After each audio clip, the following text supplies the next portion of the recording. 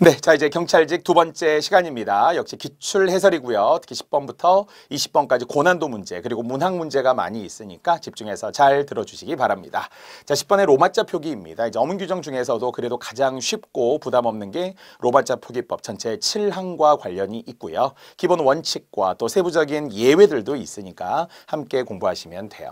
그런데 4개의 사례가 모두 다 실제 로마자 표기에 등재되어 있는 약 100여 개의 사례 중에 하나라서 가장 쉬운 문제가 아니었나 싶습니다. 자, 이제 적절한 것이었고요. 정답 1번입니다. 애초에 우리가 로마자 표기의 첫 번째 원칙이 그런 거잖아요. 국어의 로마자 표기는 표준 발음법에 따라 적는 것을 원칙으로 한다. 하지만 이제 안 들어가는 경우가 있었죠. 그래서 발음이 반영되지 않는 경우 중에 하나가 된소리 발음은 반영하지 않는다. 이런 게 이제 가장 첫 번째였고요. 또는 뒤에 나오지만 체어는 축약하지 않는다까지도 있었죠. 그래서 발음상으로 보면 이것은 꾸정 원래 이렇게 된 소리가 나야 하지만 그러나 모든 로마자 표기는 어떤 경우에도 된 소리 발음을 반영하지 않아서 앞구정이라고 적어야지 앞구정이라고 적으면 안 된다는 거죠. 그래서 된 소리 되기 표기는 반영하지 않는다. 하지만 여기서 하나 주의해야 될 것은 원래 표기에 있는 된 소리는 반영을 해야 되겠죠. 예를 들어서 꽃, 그러면 우리가 아는 꽃이라는 단어는 된 소리의 표기이기 때문에 표기에는 KK 그리고 OT 이렇게 해서 꽃 이렇게 적으면 되는 거죠. 하지만 만약에 발음의 문제, 그러니까 압구정처럼 팔당댐, 그럼 팔당이지만 쓸 때는 팔당, DANG 이렇게 써야 된다는 거죠. 떡이라고 하는 지명이 표기는 덕인데 이걸 발음은 떡 이렇게 된 소리가 나더라도 역시 DEOK 이렇게 덕이라고 그대로 쓰면 되겠습니다. 우리 아는 이야기고요. 자, 두 번째 이제 다 틀린 것들인데요. 이제 속리산 같은 경우 우리 자연지물명, 문화재명, 인공축조물명은 붙임표를 쓰지 않는 것이죠. 따라서 여기처럼 말하면 속리에 이 붙임표가 없어야 되는 것이고요. 역시 로마자에서는 특수보를 쓰지 않는 것을 전제로 이제 개정이 되었는데 그 이후에서 결국 들어갈 수 있는 3가지 경우가 이제 있었죠.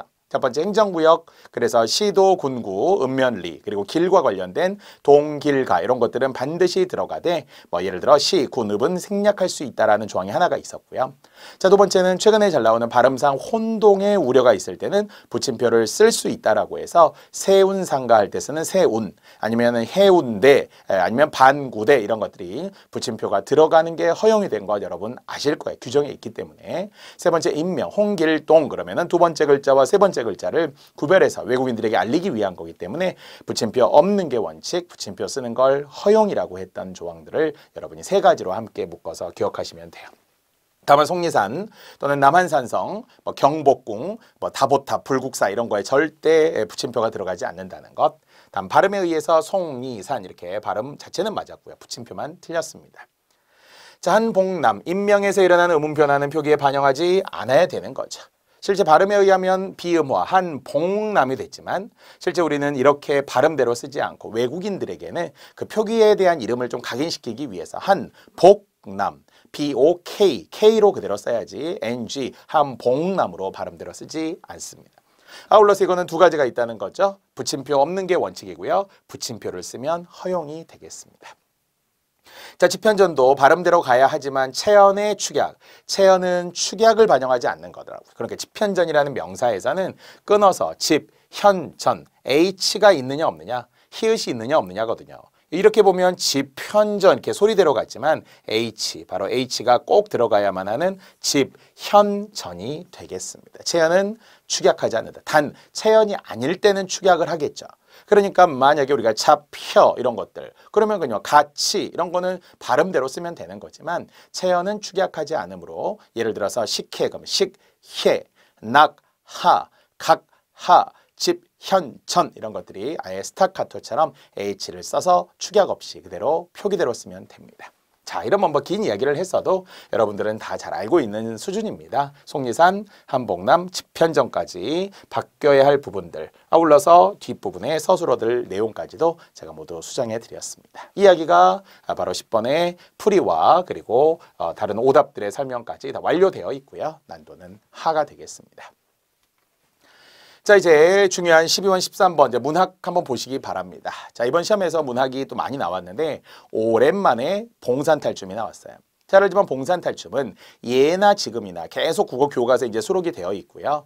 특히 우리의 전통극 하면 떠오르는 1순위 봉산탈춤. 뭐 꼭두각시 노름이라는 인형극도 있습니다. 뭐 수영야유라는 것도 있어요. 하지만 1순위는 봉산탈춤. 뭐 그냥 이론만으로도 시험에 나올 게 정말 많죠. 그 가운데에서도 서양 연극과의 차이점. 즉 특별한 무대 장치가 필요 없어요. 극중 장소와 공연 장소가 일치합니다. 각 과장은 독립적이면서 인과관계가 없기 때문에 이것을 흔히 옴니버스식 구성이라고 해요. 해학과 풍자, 조선 후기 뭐 이런 모든 것들이 양반에 대한 희화와 조롱이라는 것, 그리고 바로 사이사이에 들어있는 어휘들도 표현들도 굉장히 이제 중요합니다. 자, 그런데 이제 뒤에 문제를 위해서 이제 설명을 하려면 기억, 니은, 디귿, 리을이 지금 보이는데요. 그 중에 과장이라고 하는 것은 서양 연극의 막과 장의 개념이라고 했을 때 각 과장이 우리는 독립적이니까 서양에서는 암전, 불이 꺼졌다, 켜졌다, 커튼, 닫혔다, 열렸다 이렇게 이야기하는 것과 흡사하면 이것은 옴니버스식 구성하겠죠? 독립적이라는 거. 그리고 양반춤이라는 제목 자체만 가지고도 원래는 이제 5과장에서도 뭐 예를 들어 사자춤, 7과장에서도 미알춤 이런 것들이 병렬적으로 또 독립적으로, 독립적이라는 용어를 쓰는 게 좋은데요. 독립적으로 전개된다라는 게 이제 중요합니다. 자, 니은에서 이 춤을 추면서 양반 삼형제가 등장을 하게 되는데 사실 딱 보는 것처럼 겉으로 보면 약간 점잖은 체해 보이지만 사실은 약간 좀 이상해. 바보 같아요. 그것을 이제 희화화, 해학, 조롱하려고. 관객들은 앉아서 아유 저 바보 같은 것들 이렇게 이제 생각하겠죠. 그게 이제 서민들이 갖는 되게 희열이에요, 희열. 평소에는 억눌려 있지만 이런 탈춤을 통해서 용인될 수 있는 양반을 조롱하는 거니까요. 자, 그리고 또 디귿에서도 워낙 잘하는 계잘량량의 계다리 소반 반을 쓰는 양반 나오신다. 바로 동음을 이용한 언어유희. 아예 수거처럼 여러분이 외우고 있어요. 동음을 이용한 언어유희. 따라서 그냥 양반이라고 하는 것이 띄워주는 양반이 아니라 계가죽이라는 단어예요. 계다리 밥상이라는 거예요. 우리 표준어로는 계다리 소반이 표준어고요. 계다리 밥상은 비표준어. 하지만 의미로 말하면 계다리처럼 된 작은 밥상을 이야기하는 거라고 했었는데요. 이 양반을 조롱하듯이 말한 거죠. 조롱합니다. 그러자 양반이 이제 화를 내게 된 거고 말뚝이는 그것을 달래듯이 이 상황을 또 한자성어로도 이야기했었어요. 얼굴 앞에서는 복종하는 치 하나 사실은 무시하고 뒤에서 배신 때리려는 거 이런 것들을 면종복배라고 했었죠. 다 진짜 복종하는 게 아니에요. 겉으로만 아유 니 똥 굵다고 아유 니 잘났다고 이렇게만 말하는 거잖아요. 그것을 관객들은 깔깔거리고 좋아할 거라는 겁니다.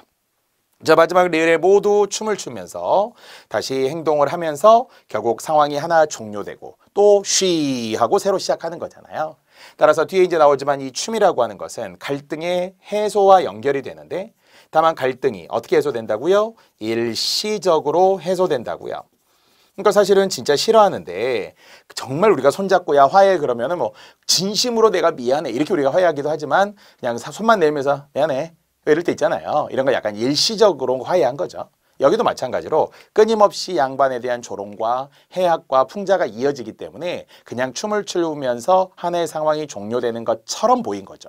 그렇다고 완전히 근본적으로 갈등이 해소됐으면 엄청 이제 친해져야 되는 거잖아요. 그래서 갈등은 일시적으로 해소돼. 그러면서도 역시 해학적인. 결국은 양반을 조롱하기 위한 장치예요. 양반들은 속고 있는데도 모르고 즐겁게 덩실덩실 막 춤을 추면 사람들이 얼마나 깔깔거리고 또 비웃었겠어요. 자, 이런 상황들이 재담 구조가 반복되는 방식. 계속 옴니버스식 구성과 관련되니까 쉬 양반 나오신다 이렇게 하면서 시작을 하면서 쉬를 환기하고 또 그러면서 양반에 대해서 뭐라고 이렇게 하면서 또 조롱하기까지 하잖아요. 그러면은 또 뭐 양반들은 뭐 화를 내겠죠. 뭐라고 이놈아 그러면 아니 훌륭하다고요. 이렇게 비꼬듯이 또 말하면 또 양반은 바보같이 좋아서 춤을 추는 이런 과정이 되풀이 되는 게 봉산탈춤의 재담 구조가 되었습니다. 자, 두 문제를 사실 거의 다 제가 다 설명한 거예요. 적절하지 않은 것은 리을이었고요. 갈등이 완전히 해소되었다가 아니라 일시적으로 해소되었다. 부분적으로 해소되었을 뿐이에요. 그래야 또다시 상황이 처음으로 되돌이표로 돌아오면서 갈등이고 살짝 해소, 갈등이고 살짝 해소 이런 게 되풀이 되겠죠. 자, 지금 이야기했습니다. 막과 유사한 과장의 개념이었고요. 희화화한 것, 우스꽝스럽게 보여주는 것, 코믹하다라고 이야기하는 거 있잖아요. 흔히 우리가 코미디라고 말하는 것, 이것이 희화, 희극이라고 이야기하죠. 자, 또 아울러서 역시 뒤에서도 언어유희에까지도 다 설명을 해드렸습니다. 그렇죠? 자, 여기까지이고요. 특히 옴니버스식 구성 이야기. 일시적 해소 이야기. 봉산탈춤에서 뭐 빠짐없이 나오는 부분입니다. 자, 두 번째 이제 두 문제 연결했고요. 적절한 재담 구조를 제가 5가지 과정으로 이야기해. 쉬 양반 나오신다. 그런데 계자 일량량의 계다리 소반 그랬더니 뭐라고 이놈아? 그러니까 아니 그게 아니고요. 변명. 이것을 꼭 면종복배로 기억해야 된다고 강조한 이유가 진짜로 막 잘못해서 변명하는 게 아니라는 거죠. 아이고 양반님 무서워요. 막 제가 잘못했어 이렇게 말하는 게 아니라 그냥 이것은 그냥 아유 잘했어. 이 바보 같은 인간들아 이렇게 말하는 거죠. 이게 겉으로만 변명하는 채 하는 거니까요. 그리고 양반은 춤을 추고서 즐거워한다라는 재담 구조가 반복된다고 했습니다. 하지만 나머지 보면은 말 그대로 봉산탈춤은 황해도 봉산이잖아요. 황해도 봉산이라는 지역의 탈춤이 봉산탈춤이죠. 하지만 우리가 아는 안동지방은 거의 하회탈이죠. 하회탈. 그래서 예로부터 하회 별신 굿이라고 하는 것으로 유명한데 지금은 이제 하회탈이 이제 남게 된 거잖아요. 주로. 자, 뒤에서는 상황에 따라 대사를 바꿔 표현하는 우리가 뭐라고 말하죠? 애드리브가 가능하다는 거죠. 이렇게 애드리브가 가능하다는 게 뭐예요? 애드리브가 아니라 외래어에 의하면 애드리브.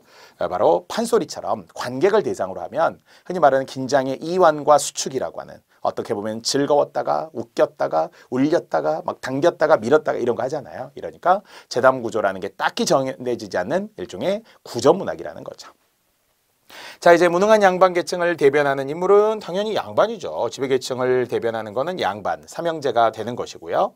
말뚝이는 뭐라고요? 하인이죠. 신부는 나자예요.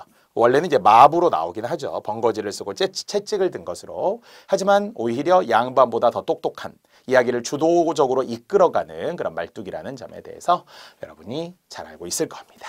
자, 이렇게 두 문제 연결되어 있던 봉산탈춤이었고요. 가면극 다 조선 후기라는 거. 그러니까 조선 후기면 보통 저도 이제 문학 시간에 많이 하지만 신분이 해체됐다 이렇게 말하진 않고요. 아직은 신분 사회이기는 하지만 흔들렸다. 흔들린 이유가 약간 간접적이라도 이런 조롱이 가능하죠. 탈을 쓴다는 것부터가. 또 두 번째는 역시 양반의 권위가 그래도 아직은 남아있다. 특히 신흥상인이라고 하는 취바리가 등장을 하는데 취바리를 양반이 약간 견제하기 시작하죠. 이제 돈을 버는 신흥상인, 중인 중에서도 신흥상인이 조선 후기에 등장을 하고 그러면서 전령을 통해서 야, 걔 오라고 그래. 야, 걔 좀 잡아와. 이렇게 말하는 데에서 아직까지는 양반의 권위가 남아있다라고 말합니다.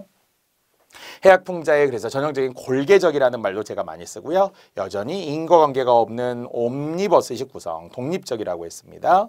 특히 언어가 평민의 언어와 양반의 언어가 동시에 쓰이면서 이런 해학적인 양반의 무식함을 풍자한다라고 했고요. 언어 유희도 했습니다. 주제도 양반에 대한 풍자와 조롱으로 나와 있군요.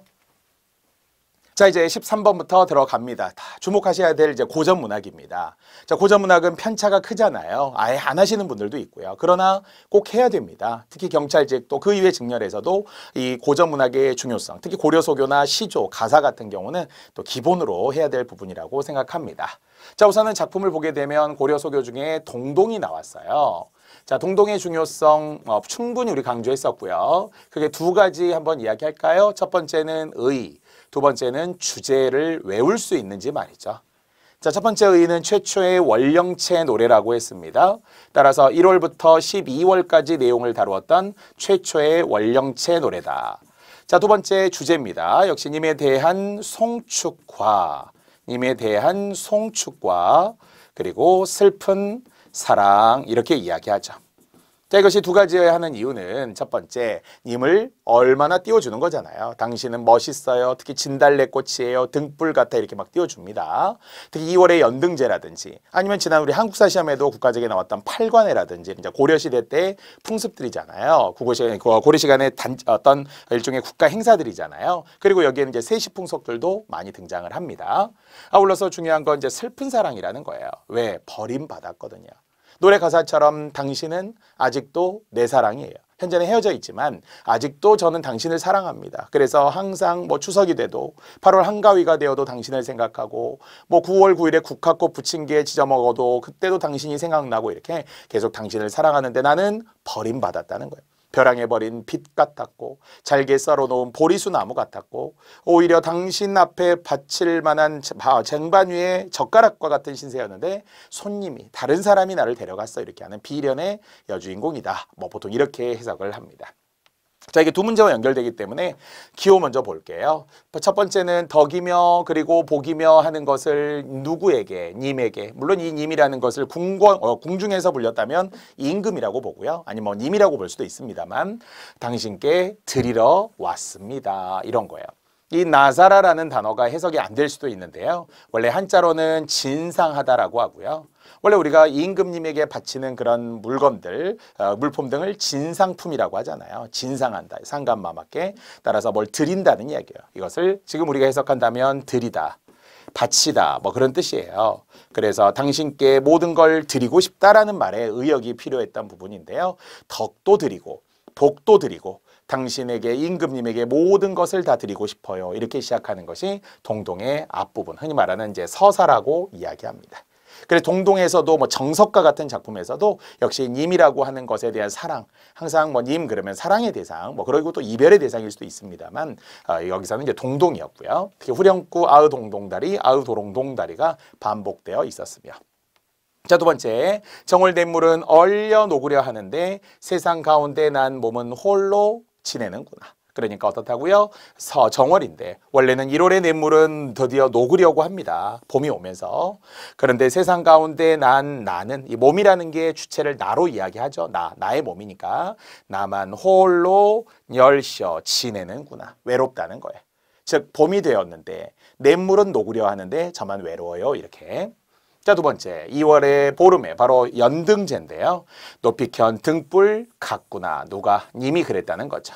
밝은 등불님을 송축하는 장면이 되겠고요. 만인을 비추실 모습이시도다. 이런 것도 해석이 잘 나오는데 만인을 비추실 즉 모습이도다 이런 거예요. 자, 3월 지나며 핀 늦봄의 진달래꽃이 역시 두 번째 나옵니다. 님을 나타내는 3월의 진달래꽃. 뭐 예쁘고 좋겠죠. 남이 부러워할 모습을 지니고 태어나셨다. 그래서 후렴구 아으 동동다리가 반복됐던 동동, 바로 고려 소교가 되겠습니다. 자, 문제로 가봅시다. 이제 적절하지 않은 것이었으니까요. 나중에 오십시오. 뭐 나중에 다음에 오세요. 이런 말이 아니라는 거죠.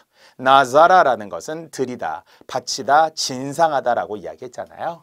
그래서 만약 고친다면 드리러 오십시오. 이렇게 말이죠. 그래서 이제 의역하자면 내가 당신에게 모든 것을 드리고 싶습니다. 뭐 이렇게 이제 해석을 합니다. 드리다라는 뜻이고요. 자, 반면에 외로운 처지를 나타내는 니은 맞습니다. 나는 홀로 지내는구나 그랬으니까요. 2월의 연등제와 관련이 되고 그리고 님의 수려한 외모를 진달래꽃이다라고 해서 님을 송축하는 이미지가 되겠습니다. 여기는 3월까지밖에 안 나왔지만 4월의 꾀꼬리라든지 마지막에 역시 12월까지 가야 되는 긴 동동의 일부만 잘라놓은 거니까 여러분 여기에 멈추지 마시고 최초 나오는 이유가 있었다고 했잖아요. 지난 국가직에도 최초의 몽자료 소설 김만중의 구몽이 나온 것처럼 경찰직에도 최초의 바로 원령체 노래라고 하는 동동이 있어서 뒤에 이제 조선시대로 넘어가면서 가사 중에 정학유의 농가 원령가에 영향을 주었다고 했습니다. 자, 설명했고요. 님에 대한 송도, 벗버 역시 덕은 뒤에 바치고 복은 앞에 바치고 덕이며 복이며 하는 것을 진상하다, 드리러 오십시오 이렇게 해석한다는 거죠. 자, 나머지 2, 3, 4번 다 설명해 드렸고요. 동동이었습니다. 님에 대한 송축과 슬픈 사랑의 원령체 노래, 달거리 노래라고 이야기하는 겁니다. 자, 14번 두 번째인데요. 적절하지 않은 것이었으며 다시 아까 했지만 이제 출전인데요. 분명히 고려시대부터 구전되어 내려오다가 조선시대의 문자로 정착되어까지 다 맞아요. 고려소교의 엄청난 큰 특징이잖아요. 그런데 이게 악장가사인지 아니면 이제 고려가요가 속해 있는 악학괴범, 시용향악보, 악학편고와 같은 작가, 문헌 등이 15세기, 특히 세종대왕이 제일 중요하게 여겼던 것이 이런 소각들, 민간에서 전해 내려오는 것을 무엇으로 한글로, 이때 결국 문자라는 것은 한글을 이야기하는 거잖아요. 국문으로 한글로 적어놓은 거니까 굉장히 의미가 있어요. 그런데 대부분은 악장가사인지 악학괴범인지를 구별하는 문제는 거의 안 나와요. 뭐 국회직처럼 엄청 어려운 문제 아니고서는. 그러니까 이거는 약간 보류를 해두시고 다른 데로 가는 게 좋겠죠. 자, 지금 했습니다. 님을 그리는 여인의 심정. 여인인지 어떻게 알아요? 그러면 안 돼요. 예전에 이런 이별의 노래, 당신께 모든 걸 다 드리고 싶어 이런 건 여성적인 목소리로 이야기하거든요. 그래서 뭐 술도 빚어서 당신께 드리고 싶고 뭐 이런 이야기. 당신 원래 이제 동동에 의하면 당신은 역시 멋있고 훌륭한 분이시니까 또 벼슬도 하고 있는 분으로 작품 속에 등장을 합니다. 자, 그래서 원령체 노래가 핵심이라는 이야기죠. 두 번째 후렴구의 이야기는 연을 구별하거나 음악적 흥취를 고조시키고 아으 동동다리, 아으 동동다리 이렇게 했잖아요. 하지만 만약에 뭐 주제 내용이 어떻고 정서가 어떻고 그런 건 없었죠. 그냥 분위기, 음악적 효과 이런 건 줄 수 있어도 뭐 그것이 뭐 어떤 내용을, 주제를, 메시지를 이런 거 하면 안 된다는 거죠. 아까처럼 1년은 그냥 서사, 송축, 특히 이게 궁중에서 불린 노래라고 했을 때 그래서 아마 뭔가 내용에 어울리지 않는 게 삽입되었을 가능성이 있다 이렇게 봅니다. 여기까지가 맞는 이야기예요. 그러므로 결과적으로 이번에서 자신은 없었지만 악장가사는 아닐 수도 있겠다. 함정일 수 있겠다. 이런 생각으로 여러분이 문제를 푸셨어야 합니다. 그래서 악장가사가 아니라 이렇게 제가 바꿨죠. 악학괴범에 전한다고 했어요. 사실은 이제 악학괴범에 실려있는 작품들이 많지가 않아요. 그래서 우리 백제가요라고 하는 정읍사나 아니면은 이것이 바로 동동이나 이런 정도가 악학괴범에 실려 있고요. 나머지 우리가 알고 있는 나머지 많은 작품들이 훨씬 더 유명한 책, 우리가 아까 문장보호 했다면 악장가사라는 데에 실려 있어요. 그래서 청산별곡은 악장가사에 있다. 그럼 맞다는 이야기죠. 서경별곡은 악장가상에 실려 있다. 이런 거는 맞다는 이야기죠. 그래서 사실 문헌 중에서도 보통 우리가 삼국유사와 삼국사기를 구별하는 것들 그리고 바로 지금 고려소교 기준으로는 악장가사냐 악학괴범이냐 이런 것들 구별하는 정도가 있으니까요. 가볍게 조금만 더 확인해 주시기 바랍니다. 자, 그래서 한번 설명해 볼게요. 자, 악학괴범은 조선 성종 24년에 그러니까 15세기 아까 훈민정음 세종대왕 이후인데요. 성종 때 바로 성현 등이 왕명에 따라 편했던 음악책이에요. 그래서 여러 가지가 있긴 하지만 그중에는 아까 딱 두 편, 정읍사와 동동 정도가 유명한 게 악학괴범이 됐고요. 자, 반면 나머지 역시 소각과 가곡을 수록해 놓은 역시 조선시대의 어떤 왕들 때라고 이제 전하기는 하고요. 특히 여러분이 잘 알 것 같은 청산별곡이나 서경별곡 이런 것들이 이제 수록되어 있었으며 그 외에도 한림별곡이나 처용가라는 작품들까지도 역시 수록되어 있다. 이때 처용가라는 거는 고려소교를 이야기하는 거예요. 원래 향가에 고려소교도 있잖아요. 그러나 처용가, 팔구치향가, 처용가는 삼국유사에 있었고요. 이건 고려소교들입니다. 그래서 이런 고려시대의 노래들을 소각 등을 정리해 놓은 더 유명한 책이라고도 해요. 악장가사와 악학괴범은 다르다. 됐죠?